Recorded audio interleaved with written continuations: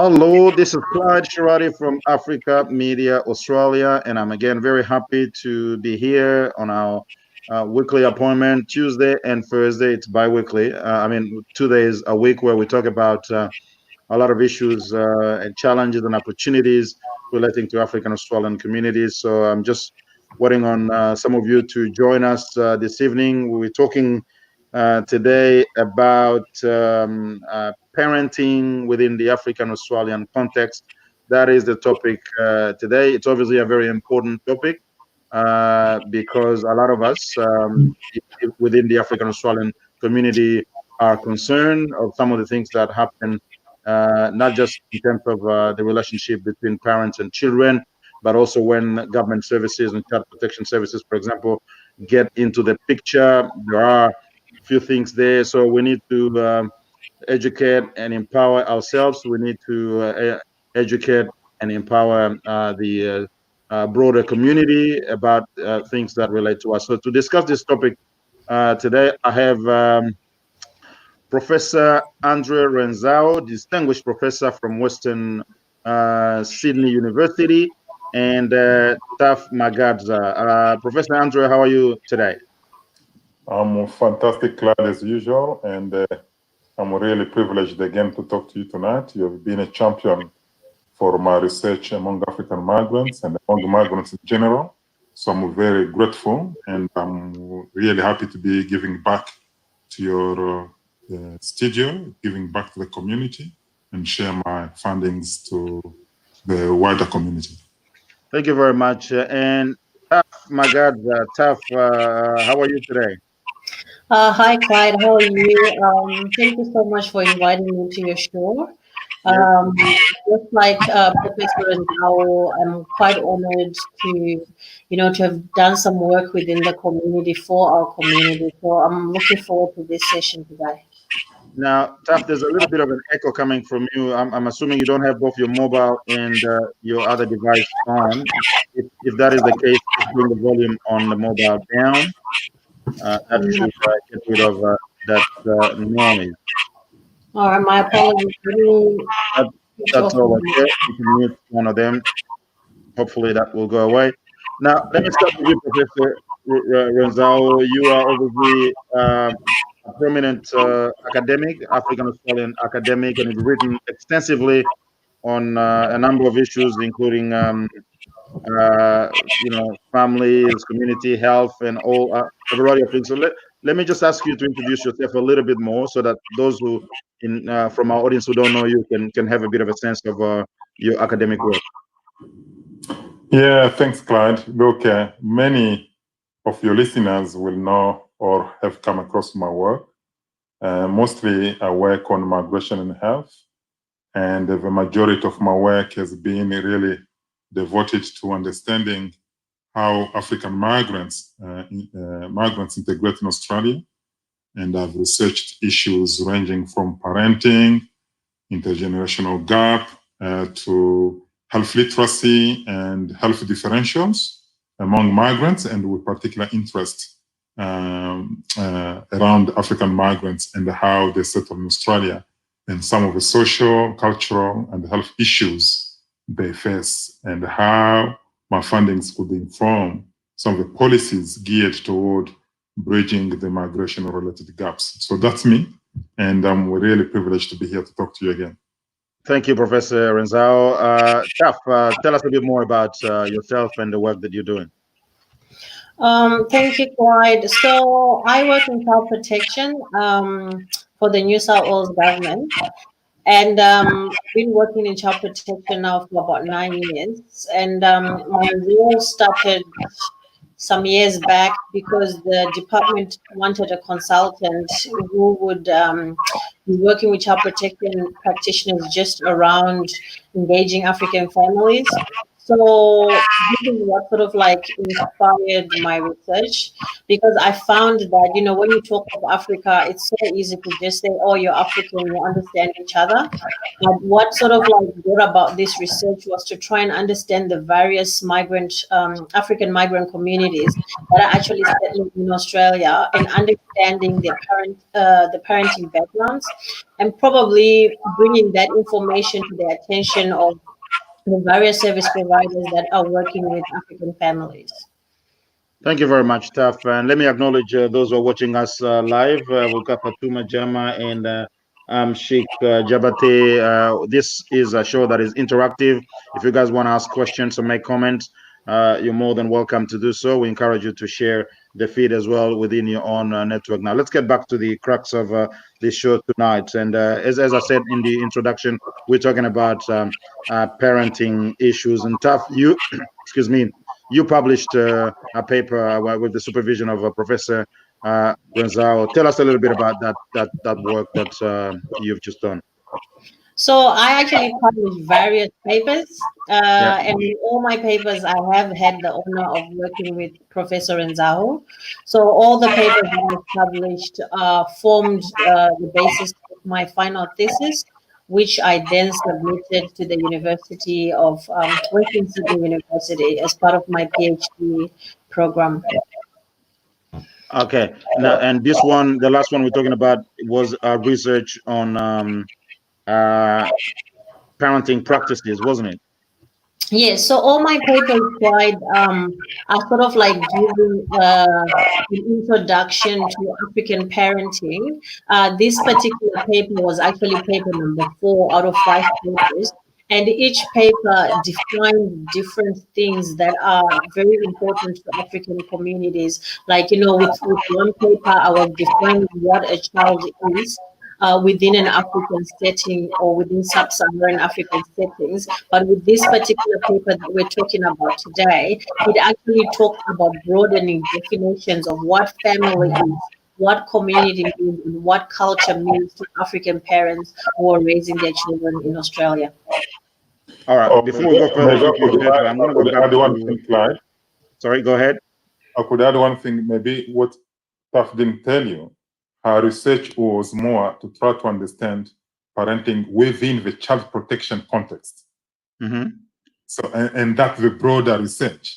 And within that framework, she tried to unpack various levels of parenting that clash with child protection and proposing a way forward in alleviating some of the difficulties and challenges that African migrants are facing when dealing with child protection system. Okay, thank you very much for that clarification, Professor Renzawa. I'm going to ask you to, I suppose, just to put a bit of structure and give a bit of an understanding to our audience about this whole paper. Can you explain the integration versus assimilation, separation, and migration when it comes to culture, especially for migrant communities? Yes, I'll be happy to answer that question, Clyde. Look, I think there is a fundamental issue that most we migrants as a population and also the host population in Australia tend to misunderstand. So we know already that when two cultures come into contact, such as African migrants coming to Australia, so we bring our Africanness and we are confronted with the Australianness. So when two cultures come into contact, there are what we call the social, the psychological, and the cultural changes that occur or that need to be negotiated. And within those negotiations, there are 5 possible outcomes. There are 4 possible outcomes, but there's a 5th I'm going to define. So the 4 outcomes we all know is what we call African maintaining what we call resistance to embrace the Australian culture while insisting on maintaining their cultural identity, cultural way of life. So that's what we call traditional. And there is a tendency of some of the Africans will say, we don't care about our Africanness. our culture maybe could be oppressive, or it could be, I don't know, it could be not allowing us to progress in Australia, and choose to reject their culture and embrace fully the Australian way of living. That's what we call integration. Mm-hmm. There is also, sorry, that would call assimilation. But there is also those who will say, look, I can't run away from my culture because my culture defines who I am. It gives me a framework for reasoning. It gives me a framework for engaging with society. But at the same time, I need to filter it to extract what's good about my culture. But I can't ignore Australian culture. I need to figure out what's good within Australian culture so I can integrate two cultural identity. That's what we call integration. But we should not forget that there are some people who say, my culture no longer serves me. I don't see the Australian culture also saving me. So they reject both their cultural identity, but also reject the Australian way of living. That's what we call marginalized people. However, there's a fifth group where we call within the what's so-called marginalized, where we can say, now that we no longer accept our culture or accept the Australian cultural way, we need to create a new cultural identity that is neither the Australian nor our cultural identity. That's what we call cultural transmutation, such as the hippie in Australia. But among African migrants, we don't have cultural transmutation yet, but we know we already have the 4 groups of cultural orientation. And we did a study to try to see where do we fit? How do we navigate the 4 cultural orientations? And what we've been able to show is that, in actual fact, I used some of the findings to challenge the John Howard government then, when they said we don't integrate. Because what I was being able to show was that actually among African migrants, 38% of African migrants integrate. It means they maintain their culture, but also acquire some of the Australian values, which is the best way to achieve better outcomes, social and health outcomes, where you maintain and acquire some values from the host culture. But we're also able to show that only 15% of the African migrants remain traditional, meaning resist to acquire the Australian way of living. It's only 15%. And 12% were rejecting their culture and acquiring the Australian way of living, but 34% were still marginalized, rejecting their culture and refusing to embrace the Australian way of living. All right, thank you very much for that explanation, Professor Renzao. Now, Taf, in your paper, can you tell us what question you researched and what were the findings in terms of the parenting topic in your last paper? So our paper looked, so what we were doing in our paper, we were examining the influence of, cultural beliefs, values, and migration experiences for sub-Saharan African families that were settling here. Our last paper was looking more around, how child protection practitioners can navigate cultural dynamics that influence African parenting roles in Australia. Okay. And what were some of the findings? What did you find in your investigation? Well, I think our paper was more so, to advise service providers on how African parents were, the whole issue of acculturation. And we found that, just like Professor Renzao said, that, some parents held onto their parenting practices, some let go of them, some found ways to negotiate between the two cultures, and some rejected either culture. So it was more around, presenting a picture for service providers on how do they then navigate the different positions of the various sub-Saharan African parents that were parenting here in Australia. Thank you very much for that. Let me again remind our audiences, if you're watching us live, we appreciate if you can make a comment, tell us where you're watching from, and if you have any comments or question, and including if you want to come on video to ask your question or make a comment, just send us a message on the number that we'll be putting on the screen. we want this show to be interactive, so you're more than welcome to ask your questions. Now, Professor Andre, let me ask you: does migration change the meaning of family life, meaning and interactions within family life? Oh, definitely. In actual fact, that is one of the main findings of Tufts paper. So maybe I will try to put a perspective on the findings. So prior to migration, back in Africa, the way we raise our children is based on the fundamental of hierarchy and respect for elders, respect for parents. It is based on interdependence. So if I'm suffering or if I'm younger, my older brother is expected to help me. And if I'm wrong, my older brother is expected to even advise or even punish me. So there's a level for hierarchy, a certain level of interdependence.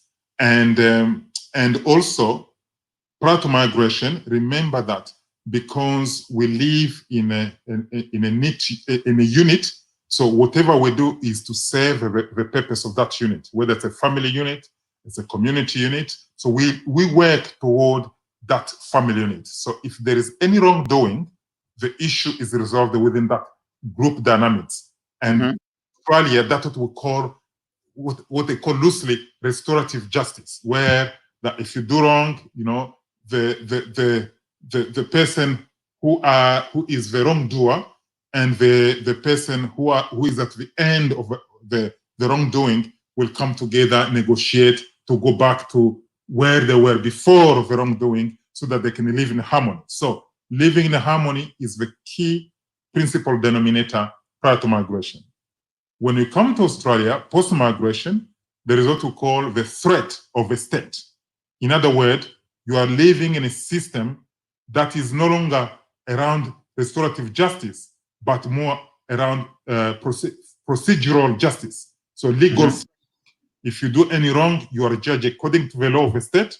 And if you're found to have done anything wrong, you are punished. If the father, then there's a family separation. If the child, you may end up in a youth detention center, whatever it is. So the procedural legal framework is the common denominator. So when you come from a culture where you do anything wrong, we negotiate in a family, we find the solution as a family, we solve it, to where actually do anything wrong, I call the social protection system, they take me away. So those are the two conflicting fundamentals that are associated with migrating to Australia. That is destroying the whole family dynamics. Thank you very much for that. That's actually very, very important. Again, let me remind our audiences, if you have questions, we'd like to get some questions from the audience, and that will be good. Now, Taf, let me come to you. How do African Australian families perceive family and community, and how do these perceptions influence family life? What have you had a look at that in your research, and can you share anything? So, your question is, how do sub-Saharan Africans perceive family and community? That's right. And how do those perceptions influence family life? So I guess that question will be almost like in line with what Professor Nzawe just answered, because we find that, before we come here, we have an idea of what family life looks like. Family life is based on hierarchy, like what has been said, but it's also around, having extended family support. Back home, you've got the neighbor who can discipline your child, who can look after your child without any issues. You've got an auntie or an uncle, a grandparent who's close by. And we tend to, when we migrate, our mind carries with us that kind of family setting. But when we come here, we then find that there is that loss of extended family support, which tends to then impact African families when they're settling in Australia. So you'll find that because the Australian lifestyle is quite individualistic, and that causes such a big challenge to African families here. Okay, now, Professor Andrew, Rezawa, I'll come to you. The child protection services. What based on these papers and some of your other papers before, what are some of the things that you see in relation to how they engage with African Australian communities? Is their engagement adequate, or is there still a gap that needs to be filled? Oh, Clive, there's a big gap because the problem is when African families are in Australia, the feeling is that either you live the Australian way, there is no other way. And for me, I call it cultural incompetence. And TAF is in the system, may disagree with me, but unfortunately, that's how the child protection system works. It means that we will enforce the law. We will, we will let the whole system crush you. Crush on you. Crush on you, unless you obey the way of living in Australia. But forgetting is that those people, African migrants, are come to Australia with their way of living. Do you imagine that you are Congolese, for example, and I'm pretty sure I'm using as an example, but it's going to be equal across most sub-Saharan African. Do you remember when your mother told you, or could say, "Glad I'm going to send it to your uncle or your auntie"? Do you know what that meant? Before your uncle or auntie, because your parents have been unable to discipline you, the uncle, especially the uncle, was the last resort, because uncle are listened to, and what uncle tells you is the last thing. You can't deviate from it. Now, the family support, the uncle authority, the parental authority no longer exists in Australia because protection doesn't recognize that. So what we need in Australia is what I call loosely cultural competence. How can we make our child protection system culturally competent? And when I mean culturally competent is how do we ensure that the child protection system can understand, can communicate with, and effectively interact with sub-Saharan African migrants in relation to parenting and associated challenges. That's what we need. And Taf, based on your work, do you have any insights? And obviously, you're not just a researcher; you're also a practitioner. What would you say? I must say, listen, having worked in the department now, getting to a decade, we have come, a long way. When I first started, yes, the gap was very huge. It was always is this or that, but I think the gap is still there. It's still very, very big, because you still find that child protection practitioners are often Anglo, and there's a hesitation to step out of the box sometimes and explore those different cultures, that of the families that are settling in Australia. So you find that this is where the passion for this research came about, because unless we tell our story, we're not going to be understood. And I think the more we tell it, the more we go out there and say, this is where we're coming from, this is who we are. That's when child protection practitioners will begin to say, oh, hang on, maybe this approach that we practice with the mainstream community is not necessarily the right approach that we should practice with African migrants who are settling in this country. So the gap is definitely there, but we thank God that there are people like us, people like you, people out there that are actually going out and doing something for the community so that our voice is heard. But the challenge tough there is this one. The challenge as a practitioner, and I'm glad you were my PhD student, but I'm talking as a practitioner, go to change your policy. When family separation, imagine an African migrant who has lost an African migrant family who has lost its child due to family conflict, the child is taken away. When they family reunion, they still use the Anglo to negotiate. When I know the African migrants who understand the cultural orientation, the cultural values, the family dynamics, to be the bridge between the child protection system and the family. So that, and Clyde, that's a role we can play. It's a big business, by the way, in Australia. How do we empower our African migrants to be the broker, the cultural brokers between the child protection system and African migrant families? Unfortunately, we are afraid. And when there is a problem, it's still the Anglo who is the cultural broker the same Anglo who carries the same child protection system that is against African migrant families to become a cultural broker. Where is the balance? So that's where the African migrants need to wake up and realize there is a business here to become cultural brokers. It requires extra training, and TAF maybe can shed the light on what type of training is needed. But I believe that in the absence of African migrants as cultural brokers, we are still falling under the same trap, where the same system that is leading to family separation is the same system trying to cultural broker and resolve a conflict. It's a dilemma. Well, let's talk about. Yeah, go ahead, Taf. Taf, go ahead. I just want to add on to say that, yeah, definitely. I think, it has to take us, the Africans, to come together so that, we can make that change. And I agree with Professor Renzao that policy needs to change. I guess where I come from is I believe that for us to get to addressing the issue of policy, we need to first explain who we are to the mainstream Australian community and service providers. And I feel like this is where the importance of my research comes in, because it's starting from the explanations, the definitions. I mean, my last paper is called, broadening definitions of what family is, what community is, and what culture really means. So continuously defining who we are. And then when we define who we are, we're then able to then go in and see, okay, fine, based on who we've said we are, we then look at what Australian laws and what Australian policy says around parenting within the Australian context. And then we see how that applies to us as because we're equally, citizens and residents in this country. So how does that apply to us, and how can our voice be heard within the laws, within the policies pertaining to child protection?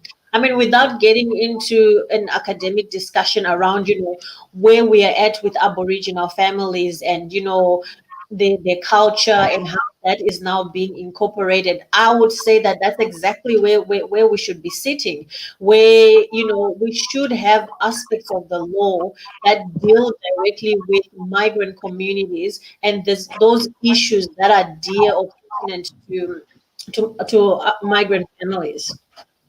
Thank you very much, Taf. Let me just welcome some of our latest members of our audience. I can see Zadi Z, Ahmed Alaj, and many others. Again, we encourage you as you're watching, if you have questions, you can comment. You can ask those questions if you want to comment. If you want to come onto the studio and on a audio visual format to ask to make a comment, that's also welcome.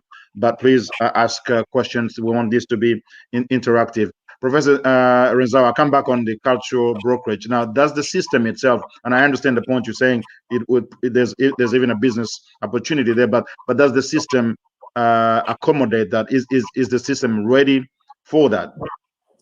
Actually, to tell you the truth, cultural broker, it's a big business. And those who have done cultural brokerage, they know they make a lot of money through the Department of Justice. The problem is we don't have those who are competent enough to be cultural brokers. So the system prepared to change, to embrace.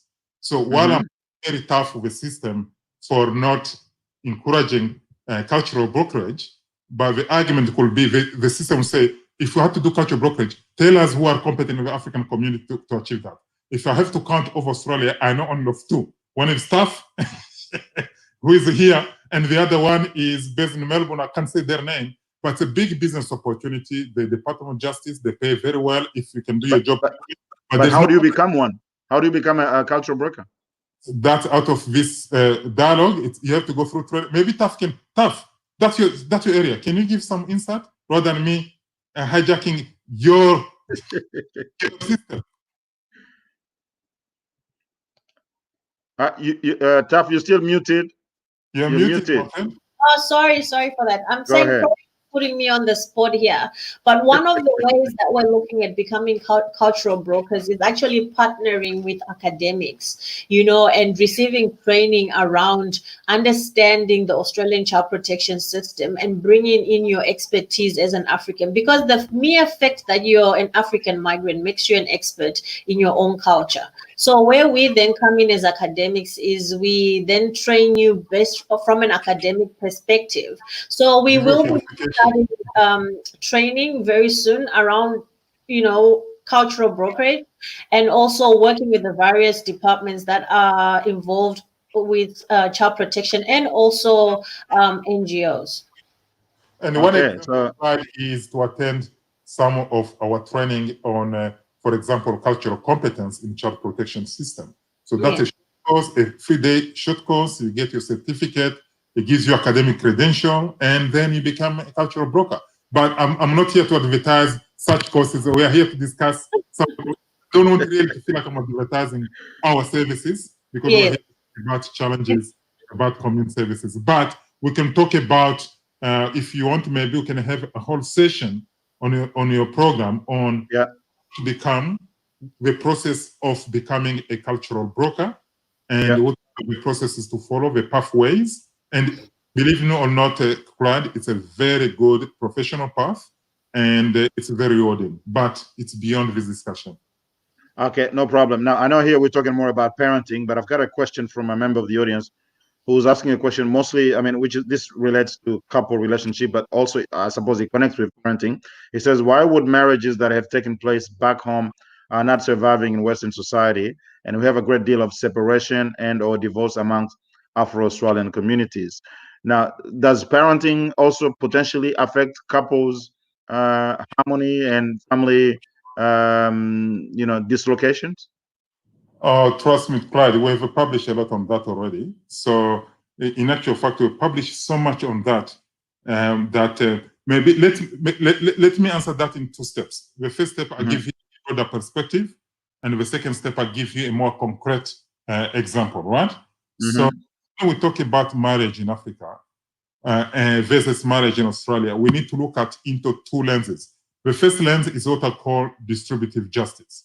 When you look at distributive justice or economic justice in Australia per se, it is where it's based on a fair share, okay? Fair share, where there are 3 fundamental elements. One is the equity, which means that every person in a marriage should be able to get a share based on their equal contribution to the marriage, okay? Then there is what we call equality, which means that everyone gets equal share regardless of their contribution, right? And element is based on needs, which bears that you get the share out of a marriage if you divorce based on your needs. Now, back in Africa and in Australia, in Africa, we have what we call dowry, or what we call dowry, but we call it bride price rather than dowry, or rather called bride price. In Australia, it doesn't exist. So, and the bride price in Africa is based on gender. So if you're a woman, you are married, your family, the family of the woman gets a price from the boy marrying the girl. So the question is, where the girl is going, she inherits the wealth of the husband. So when there's an inheritance, that's why it's based on needs. More inheritance goes to the boys and the less to the girl, because the girl or the girls will inherit from the husband. So it's based on health needs rather than based on equality or equity. So when you come to Australia, where there is no dowry per se, that's where equality comes very strong. So you come from Africa, where they've paid a bride price, where if you're in Africa divorced, then you have nothing because, or your family in law may decide what you get because they paid your family some price, bride price. We come to Australia, the bride price is no longer meaning. So divorcing is like, I divorce you, I'll get equal as you. So that's where those differences exist. So, and that was breaking what we're calling our family, because when you come to Australia, those informal arrangements become irrelevant because you are under the procedural law, which is based on fair play, fair treatment, based on equality. And that is killing the family. That And then when you go back home, because the hierarchy is important, remember when you had to ask even for something for school, you had to go through the mother. If the mother couldn't solve it, you go to the father. There was a hierarchy. You start with you, mother, mother to the father, etc. In Australia, the mother, because of equality, the mother became the breadwinner, the decision maker. When the husband feels threatened that they're no longer decision makers, what happens? Conflict. And when there's a conflict, divorce. When there's a divorce, equality. And they go depressed because they lose everything. Those are complex cultural dynamics that comes to top. Well, I see you giggling a bit, Taf. What do you want to say about that? No, I always love this topic because Professor Nzao and I have had this conversation a few times. I mean, definitely he has a good point. I guess what I would just want to add on is, you know, it's also for me the whole acculturation issue, when we're looking at marriage, and when people are married back home and everything is working well, because you find that when we come here, couples acculturate at different paces. You can have in one relationship one integrating and one assimilating, because acculturation is not a family experience, it's an individual experience. So you find that sometimes, some, maybe, let's say, for example, a woman integrates and a man remains traditional. It's just an example. I'm not saying that's what happens. You find that their view of how life should move forward whilst they're settling in Australia becomes completely different. And as you may know, when we are back home, we have roles. Women have a certain position, men have a certain position. When we come here, acculturation means that there are role reversals. You find that women end up either being breadwinners. You find that maybe, for example, a woman is integrated and a man remains, traditional, and that obviously causes conflict within the home. And as with our African men, we really love them so much. But, there has to be that, when we're in the home, this is this is my home, and I think because we don't have that extended family support that we spoke about, earlier, we don't have anyone to guide us anymore within our marriages. Whereas back home, if I was having a problem with my husband, I go and see an auntie, and auntie advises me. My husband goes to see an uncle, an uncle advises him, and then we come back home, we try to sort things out. But here, nobody's advising us. The advisors that we have are either, for us women, our Anglo friends, who've got individualistic, viewpoints, or for men, maybe it's other men who are in the same situation as they are. So we end up not having the wisdom that we require to solve our marriages when we are settling in Australia. Well, I remember a conversation. I want to add one thing, Clive. Yes. Despite the breakdown in marriages, when you look at the rate between breakdown in marriages among those who married in Africa, migrated, and among those who married in Australia, the higher rate of marriage breakup is those who married in Australia. Okay, more so than those who migrated to the married family. Why? It's because when they come to Australia, they failed to abandon what I call the bride price. Do you know how much it costs to marry a woman in Australia? I can give you different. Among Sudanese, it's around $40,000 to $80,000. Among Congolese, we're talking about $30,000, etc. But when you pay that bride price, it doesn't have the same meaning back as back home. Which means here you feel like the woman belongs to you. You maltreat them. You want to treat them like they are nobody, but they know they are protected by the system. What will happen? They say, you know what? It's over. So what I'm saying is the adaptation also include knowing that we are in Australia, bride price may not have the same value as bride price back home, where we may need to learn to maybe renegotiate, to acknowledge that the bride price has no value in Australia, and what comes about is about loving each other. And I know like Taf has a daughter. Soon the daughter will be dating, and Taf will be the first one. You don't bring a boyfriend in my house, I'll kick you out. Not you have to bring a boyfriend home. That's part of the beginning of the love. If you bring a boyfriend, I will never get enough. dowry, so we need to learn to adapt toward the Australian way of living. Look, she's still shaking her head. I'm pretty sure she'll never accept her daughter to bring a boyfriend at home because she accepts to get a lobola or a bride price. But those are the values we need to negotiate.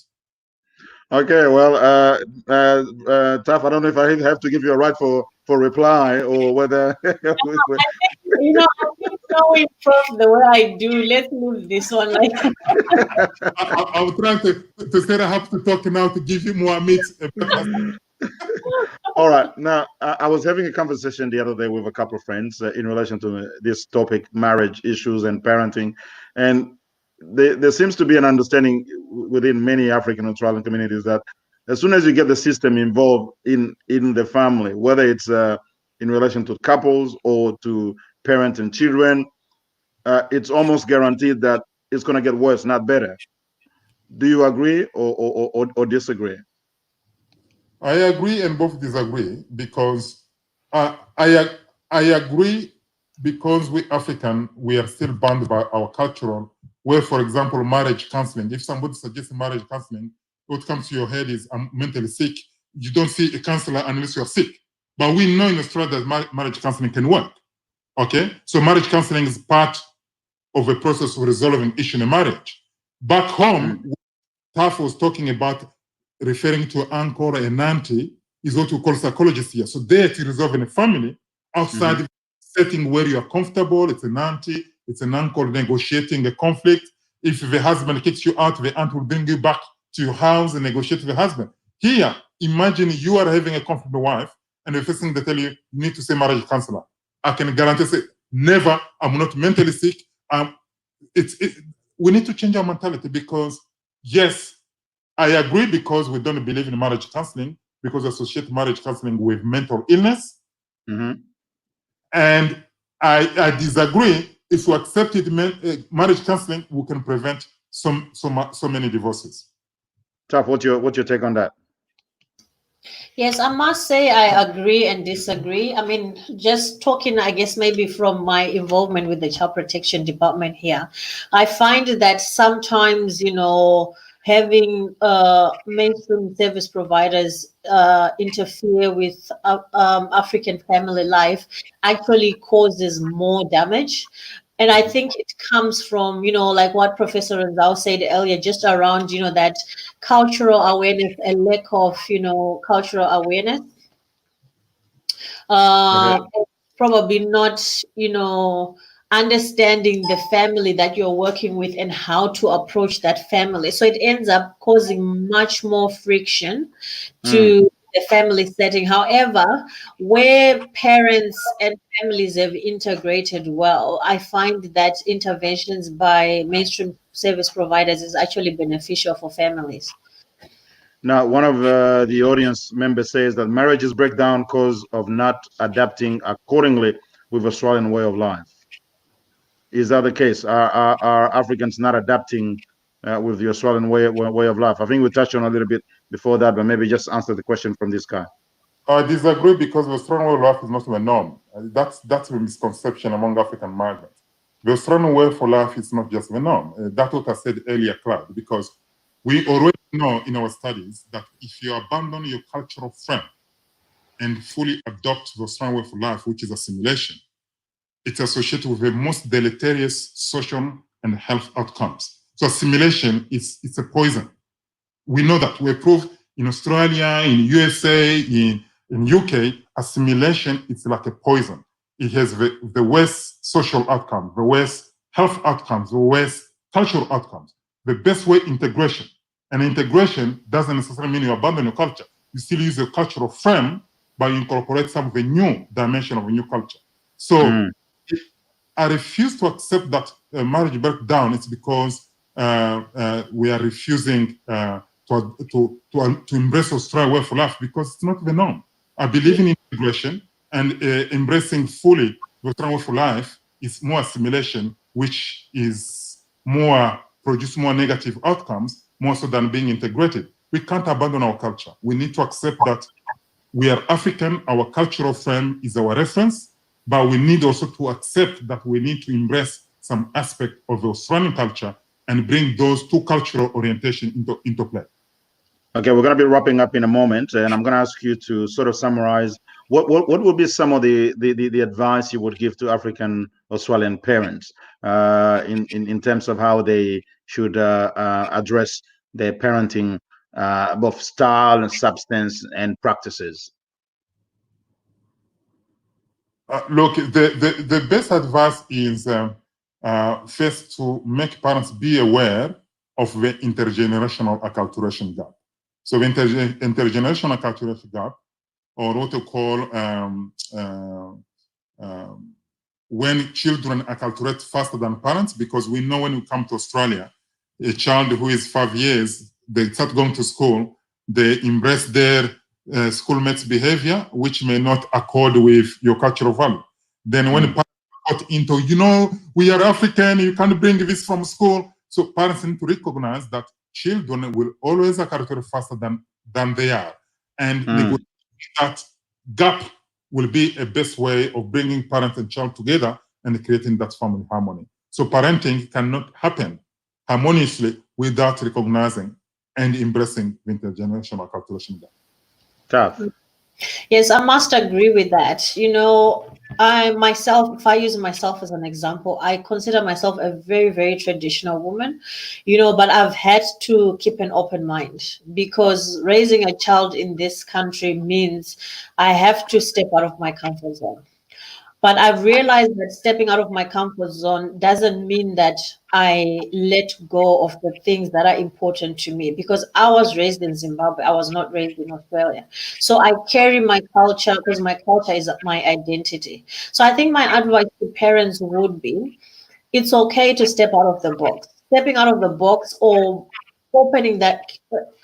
maintaining that open mind doesn't mean that your culture is going to go away from you.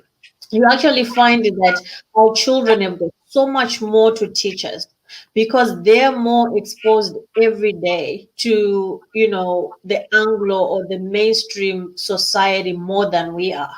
It's just about sitting down and saying, tell me how your day was. What have you learned? And those cues can give you a lot around. So this is what my daughter is thinking, or this is how my son is thinking. This is how I should relate to them. And you can relate to your child within an Australian context from an African perspective. That's very much positive. That's very much possible. I live that life. I'm a testimony of that. Well, that's beyond that, though, Clara. I wanted to clarify, sorry for 1 minute. That's beyond just expectation, because I give you an example, Taf, of our study. I was studying the African, but I use an example, one Somali boy. One Somali boy, Somali, they tend to be very slim, tall, handsome. Went to school, all the kids were dreaming to be like him, tall, slim, good body. When he comes home, the parents say, your bottom is flat. You're not eating enough. You need to be big. And so the kids was caught between the family culture of being big and getting compliment. So he goes to school, get compliment. You are handsome, tall, slim. Go home, you are ugly. You don't have a bottom. Your bottom is flat. What did the kid do? When in the morning he put four shots under the pants to show his bottom, the parents were happy. Halfway to school, he stops, takes the shirt off to be the slim, to get the compliment. After school, on the way home, stops, put the shirt on to go home. The parents, oh yeah, the bottom. That kind of a challenge was, but the parents understood that being slim, tall, it's healthy and handsome. There wouldn't be that conflict. But the child chose to negotiate a difficult situation, adopt some difficult behaviors to please his parents and to please the school environment, because there was no such room for negotiating what the child wanted. And that's what we need. I'll take one question quickly from one of our audience who says, are there African marriage counselors in Australia? Do we have African marriage counselors in Australia formally? Is there anything? As far as I know, I knew two in Melbourne. I know one in Sydney.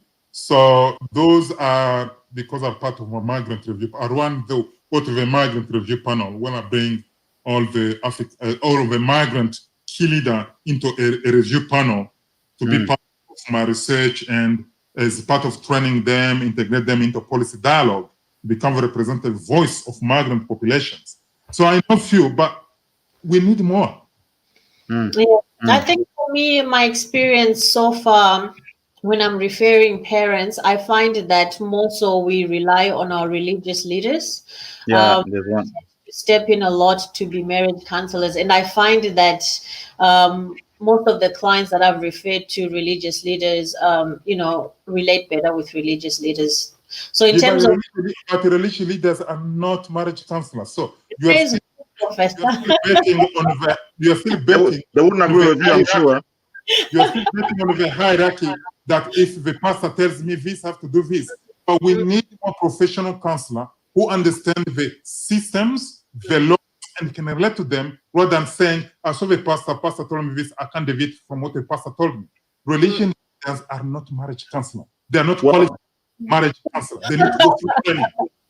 maybe they should train. Religious leaders can train to be a marriage counselor That's what I'm saying. because they already have that respect. But who That's what I'm said saying. that they're But they're not? not trained. We are referring to them, but they're not qualified marriage But counselors. who Why said not? they're trained? Hierarchy. I Why know that not? with our pastors from our churches, they are trained. They've got formal education. Mm. You know. Okay. Anyway, that's a very interesting topic. Unfortunately, we're running out of time. I just want to thank you. I want to thank everyone who's watching with us. We would have wanted to have more questions from the audience, but we didn't get. We got a few though, which is very good. Again, just to remind you that we really want this show to be just a bit of a computer glitch there. We do want this show to be very interactive, so we expect you to ask questions, even to come into the virtual studio and do that on an audio format as opposed to just text on Facebook or YouTube. And if you've got a story or something that you want to share, contact us. We may get you involved as a guest speaker or a panel member. We really want the community to participate in this conversation in an interactive manner. So let me say thank you to Professor Renzao and Taf Magadza for your participation in this program. I think there's quite a lot that needs to be talked about, so I may want to get you back some other time to continue this conversation. I think it's very important that our communities benefit from the research that you guys are doing, and that will help many people and keep families together. Until next time, I'd like to say thank you and see you in the next opportunity. Thank you so much, Have a Clyde. wonderful night. All right. Thank you. Bye-bye. Bye.